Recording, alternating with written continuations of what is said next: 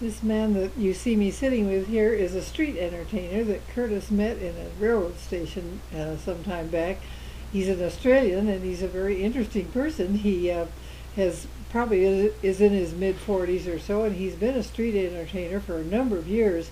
He puts on his show in an outdoor venue like this. And when he starts, there's hardly anybody around, but because of the monologue that he has with a big amplifier, people begin to gather.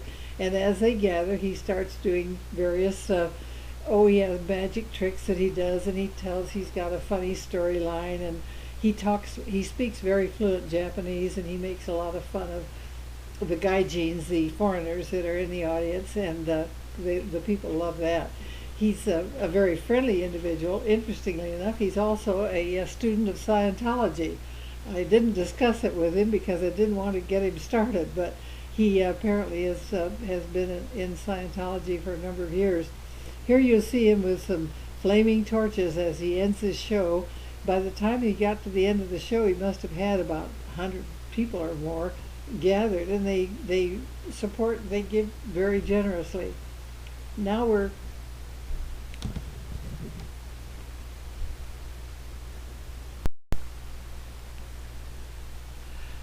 Another day, Curtis and I took a trip up into the rather remote area of the mountains near Kawanishi, where they live.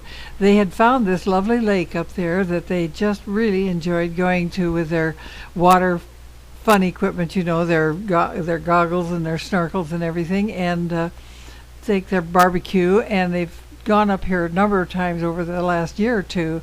It was a beautiful day for a trip up there, but it was too cold for the boys to swim or anything, so we didn't take them with us. This young family did go with us that Curtis had invited to come along to see it. They'd never been up there, and they've been in the area about the same length of time Curtis and Yoshiko have been here. Anyhow, we had a nice visit with them, and it was a delightful trip. You can see some of the signs that are posted near the lake warning people about taking precautions and so on. It was fun to see. The kids would really love this place, and it's a beautiful area for just general relaxation and outdoor fun things to do.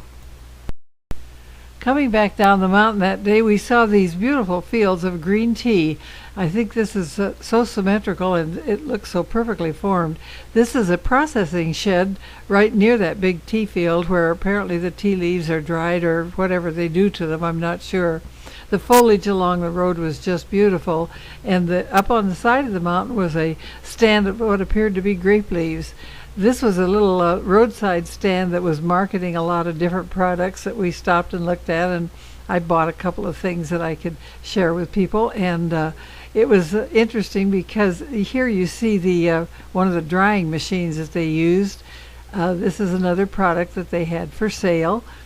We were interested in these things because we didn't know really what they were, but we thought it would be fun to bring them back and let Yoshiko tell us what we actually were seeing. As we came on down the mountain that day, we saw so many rice paddies. The fields are flooded this time of year in this area, and they will soon begin to put their rice shoots in the ground, apparently. This old gentleman was driving a tractor down the road as we approached, and we stopped and asked him if we could take his picture. He was delighted with that. Here the boys are pushing me back to the house after a trip from apparently from the train station. The train's just located very near the house. This picture, this shows the boys looking down